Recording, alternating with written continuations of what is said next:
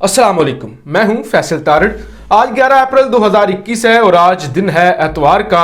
इस वीडियो में मैं आपको बताऊंगा कि कौमें किस तरह बनती हैं, अजीम कौमें किस तरह बनती हैं और अजीम लीडर कैसे होते हैं। तैयब उर्दगान की बहादुरी की ताज़ा तरीन मिसाल मैं आपके सामने रखूंगा। हम ईरान के हवाले से कुछ बात करेंगे और पाकिस्तान के हवाले से बात करेंगे। सबसे पहले तुर्की की बात करते हैं। हम हमेशा बात करते हैं कि मुल्क कैसे मजबूत मुल्क बनते हैं, कौमें कैसे बनती हैं, मुल्कों की इज्जत कैसे होती है दुनिया की नज़रों में, और किसी भी मुल्क का जो लीडर होता है उसको दुनिया क्यों इज्जत की निगाह से देखती है, क्यों किसी की भी अहमियत होती है, क्यों किसी भी लीडर से लोग मिलना चाह रहे होते हैं और क्यों किसी मुल्क की इज्जत नहीं होती। देखिए, इज्जत कमाने के लिए, इज्जत बनाने के लिए, आपको अपने मुल्क का नाम रोशन करने के लिए आपको बड़े फैसले करना पड़ते हैं, आपको मुश्किल फैसले करना पड़ते हैं और आपको दुनिया को बताना पड़ता है कि हमारी ये इज्जत है और हमारी इज्जत अगर खराब हुई तो आपके साथ ये होगा। सिर्फ बातें करने से और सिर्फ तकरीरें करने से इज्जत बहाल नहीं होती और कौमें नहीं बनती, बल्कि आपको करके दिखाना पड़ता है, आपको बताना पड़ता है। मैं आपका वक्त जाया नहीं करता। तुर्की के सदर तैयब उर्दगान के बारे में इटली के वजीर आजम ने नामुनासिब अल्फाज अदा किए थे। इटली के वजीर आजम मारियो द्रघी ने आज से चंद दिन पहले एक बयान दिया था जिसमें उन्होंने कहा था कि तैयब उर्दगान एक डिक्टेटर हैं। तुर्की की जो क़ियादत है वो डिक्टेटर है, वो डिक्टेटरशिप पे बिलीव रखती है। मिसाल के तौर पे आज से चंद दिन पहले यूरोपीय यूनियन का एक वफ्द तुर्की का दौरा करने आता है। अब उस दौरे के अंदर जो आला वफ्द होता है यूरोपीय यूनियन का, वहां पे तीन बड़े लोग होते हैं जिनमें एक तैयब उर्दगान होते हैं तुर्की के सदर, दूसरे यूरोपीय यूनियन के सदर होते हैं, तीसरे यूरोपीय कमीशन के सदर होते हैं। अब वहां पे उस इजलास में सिर्फ 2 कुर्सियां लगी होती हैं, सिर्फ 2 कुर्सियां लगी होती हैं। अब उस पे तैयब उर्दगान भी बैठ जाते हैं और यूरोपीय यूनियन के जो सदर हैं वो भी बैठ जाते हैं, लेकिन जो तीसरे मेंबर हैं वो खड़े रहते हैं। अब जो इटली के वज़ीर आज़म हैं उनका ये कहना था कि ये रवैया गैर मुनासिब था, ये रवैया ठीक नहीं था, ये एक डिक्टेटर का रवैया ऐसे होता है कि मेहमानों के साथ ऐसा सलूक नहीं किया जाना चाहिए था।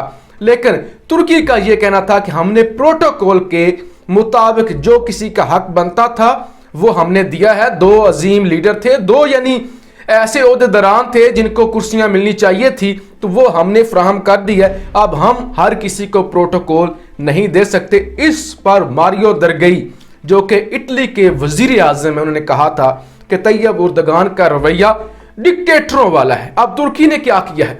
तुर्की ने सबसे पहले तो इस पर एहतजाज रिकॉर्ड करवाया, उसके बाद तुर्की ने खुलकर इटली पर तनकीद की। उसके बाद तुर्की ने जो इटली का सफीर है अनकरा के अंदर, उसे दफ्तर खारजा के अंदर बुलाया और एहतजाज रिकॉर्ड करवाया। उसके बाद तुर्की ने यह मुतालबा किया कि इटली हमसे रिटन माफी मांगे और डिप्लोमेटिक लेवल पर, डिप्लोमेटिक चैनल से हमसे माफी मांगे। तीसरा, तुर्की ने एक डील तुर्की की थी इटली के साथ $83 मिलियन की, तकरीबन 70 से ज्यादा हेलीकॉप्टर्स खरीदने थे। तुर्की ने इटली की एक बड़ी फौजी कंपनी से, एक दफाई कंपनी से 70 से ज्यादा $83 मिलियन के हेलीकॉप्टर खरीदने थे। तुर्की ने वो डील फ्रीज कर दी है। तुर्की का यह कहना है कि जब तक हमसे इटली के वजीर आजम बाकायदा रिटन माफी नहीं मांगते तब तक हम इटली से ये असला, ये हेलीकॉप्टर नहीं खरीदेंगे।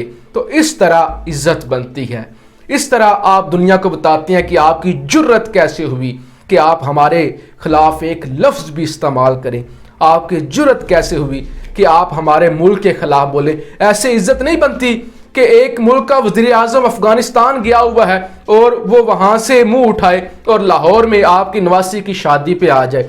ऐसे इज्जत नहीं बनती कि आप किसी को भी, आप कुलभूषण यादव को पकड़ लें और आप कुलभूषण यादव के बारे में एक लफ्ज भी ना बोलें। ऐसे इज्जत नहीं बनती कि आप अपने मुल्क की बुराइयां जाके पूरी दुनिया में करें। ऐसे इज्जत नहीं बनती कि आप दुनिया में जाकर कहें कि हमारी फौज ये करती है, हमारे अदारे ये करते हैं, तो आप अपने मुल्क को बदनाम करना शुरू कर दें। इज्जत तब बनती है जब आप अपनी नेशन को, अपने मुल्क को, अपनी क़ियादत को डिफेंड करते हैं और अपनी इज्जत खुद बनाते हैं। अब जी हम ईरान के हवाले से बात करते हैं। ईरान के अंदर इस वक्त साउथ कोरिया के वजीर आज़म दौरा करने के लिए आए हुए हैं और ये 44 सालों के बाद साउथ कोरिया की किसी भी क़ियादत ने ईरान का दौरा किया है, जहां बड़े बड़े मुआहदे होने जा रहे हैं साउथ कोरिया और ईरान के दरमियान। इसके अलावा अमेरिका ने भी अब जो इक़दामात हैं ईरान के साथ न्यूक्लियर डील बहाल करने के हवाले से वो भी तेज़ कर दिए हैं। इसराइल का आज का ताज़ा बयान ये था कि हम चाहते हैं कि जो ईरान और अमेरिका की डील हो रही है उसमें हमें भी साथ रखा जाए, हमें भी एतमाद में लिया जाए, हमारा नुमाइंदा भी साथ हो, हमें भी बिठाया जाए और हमसे भी पूछा जाए कि हम जो डील करने जा रहे हैं उसमें इसराइल को भी डिस्कस किया जाए कि इसराइल के लिए ईरान खतरा मत बने।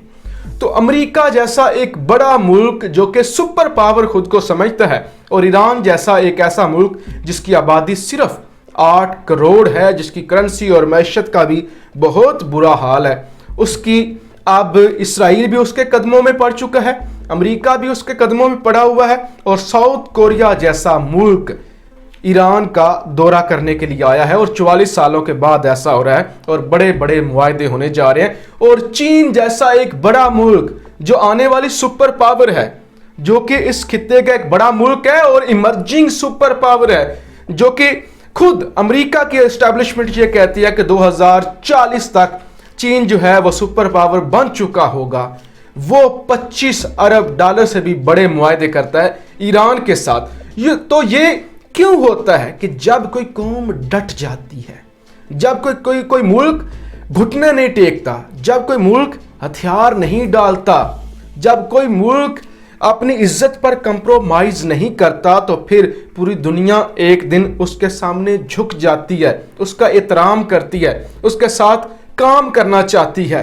अब चीन जो है उसने पाकिस्तान के साथ तो इन्वेस्टमेंट इतनी नहीं की हुई पाकिस्तान में जितनी वो 5 गुना 10 गुना ज्यादा इन्वेस्टमेंट ईरान के अंदर करना जा रहा है। तो सिर्फ उससे ये है कि ईरानी लोग धोखा नहीं करेंगे, ईरान के लोग जो हैं वो अपनी बात पर कायम रहेंगे, ईरानी लोग जो है वो कंप्रोमाइज नहीं करेंगे। ऐसा नहीं होगा कि एक हुक्मरान आया है तो दूसरा हुक्मरान आकर उस मुआहदे को जो है सील कर देगा, या अदालतें जो हैं उस मुआहदे के खिलाफ खड़ी हो जाएंगी, या फिर जैसे रैकोडेक का केस पाकिस्तान में लगा था कि पाकिस्तान के अंदर एक कंपनी रैकोडेक के लिए आई और फिर पाकिस्तान के उस वक्त के जज ने उस कंपनी पर पाबंदी लगा दी और उस कंपनी ने पाकिस्तान के खिलाफ केस कर दिया और पाकिस्तान को 6 अरब डॉलर का जुर्माना हो गया। तो ऐसे कौमें नहीं बनती।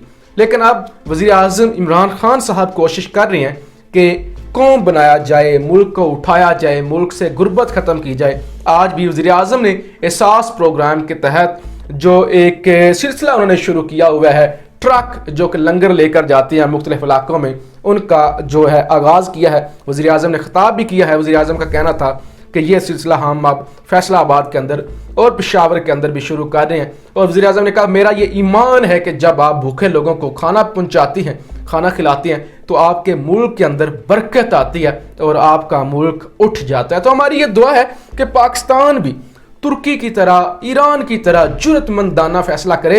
ऐसे ना हो कि पाकिस्तान कहे कि हम मलेशिया के अंदर जो समिट होने जा रही है उस समिट में शिरकत करेंगे और फिर पाकिस्तान पर दबाव आए और पाकिस्तान सऊदी अरब के दबाव में आकर मलेशिया के अंदर होने वाली कॉन्फ्रेंस में शिरकत न करे। पाकिस्तान बात तो करे कि हम तुर्की और मलेशिया के साथ टीवी चैनल मिलकर बनाएंगे, इस्लामोफोबिया का मुकाबला करेंगे, लेकिन पाकिस्तान सऊदी अरब की बातों में आकर घुटने टेक जाए। तो जब तक आप स्टैंड नहीं लेते तब तक आपकी इज्जत बहाल नहीं होती। तो पाकिस्तान को अब सोचना होगा, क्योंकि पाकिस्तान के और तुर्की के बेहतर ताल्लुकात हैं, तो इन ताल्लुकात से पाकिस्तान को सीखना भी होगा और पाकिस्तान को अपने आप को दुनिया के अंदर मनवाना होगा। अपनी राय का इजहार जरूर कीजिएगा। पाकिस्तान जिंदाबाद।